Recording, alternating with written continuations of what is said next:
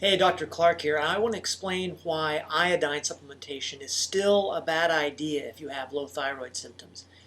Earlier this year, there was a published study that came out of Denmark, and this is what's so interesting about it. In Denmark, several years ago, they started fortifying their salt with iodine. And, they didn't really like the results, so the government basically said we need to increase the amount of iodine that we're putting in the salt. It's mandatory. Well, some very astute researchers said, you know what? Let's see if there's a relationship between iodine and antibody production against the thyroid. So let me back up and explain that.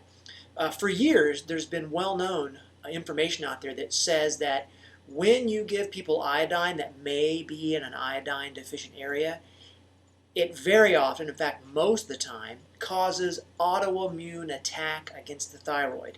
Now how you know that's happening is you can measure blood tests for what's called TPO antibodies and thyroglobulin antibodies. Well, that's what they did here in this study in Denmark this year. And I'll put the citation up for you so you'll take a look at it, because you would be amazed at the hate mail I get when I talk about iodine. And my whole point is this: if you have low thyroid symptoms, you need to find out if you have Hashimoto's or not. Because if you've got Hashimoto's, iodine is like taking toxic waste. It is only going to make you worse. Recently I had a patient, I'm not going to give you her full name or the doctors that she saw, but her name is Kim.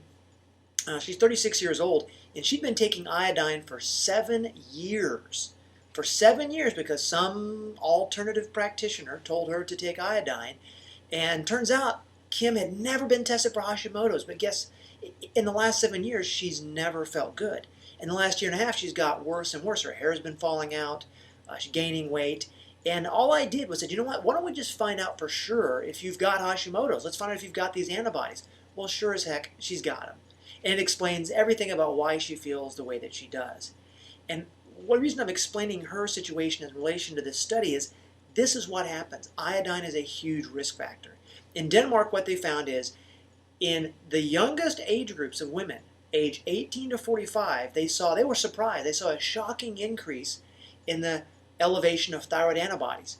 Now, they may have been at low levels, but the appearance of any antibodies that are detectable tells you that your thyroid gland is being targeted. And that's what was so shocking to these researchers in Denmark. Is what they did is they basically legislated that we give the whole country, or just a big part of the country, Hashimoto's. And Hashimoto's is actually the least of your worries, because once you have one tissue under attack from your immune system, your whole body is on the menu.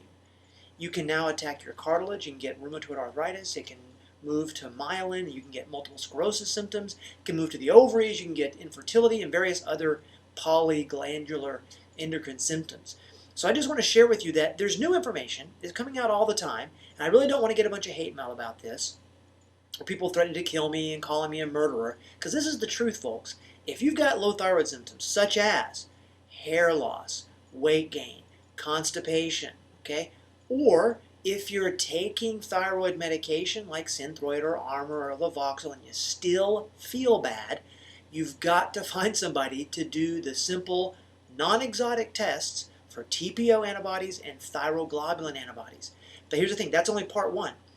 Because part two is when it comes back that you do have those elevated antibodies and you have what's called a Hashimoto's autoimmune attack on your thyroid, the way that you help that is not by taking more thyroid hormones. It's a whole other ballgame. You've got to find someone that understands how to approach an autoimmune situation to help get your body back into balance, real balance. Not just, I call it weasel words, not just we're going to balance you, but really get your immune system functioning, because you've got to slow it down. So to go back where I was at the beginning, iodine's a bad idea. Yes, iodine is necessary to normally make thyroid hormones, but taking supplemental iodine is proven again and again to be very dangerous. And until you know whether you've got an autoimmune situation, I wouldn't suggest you take iodine. And if someone's telling you to, it's time they read a book. Okay? It's time they read a recent article with recent information. That's all for today.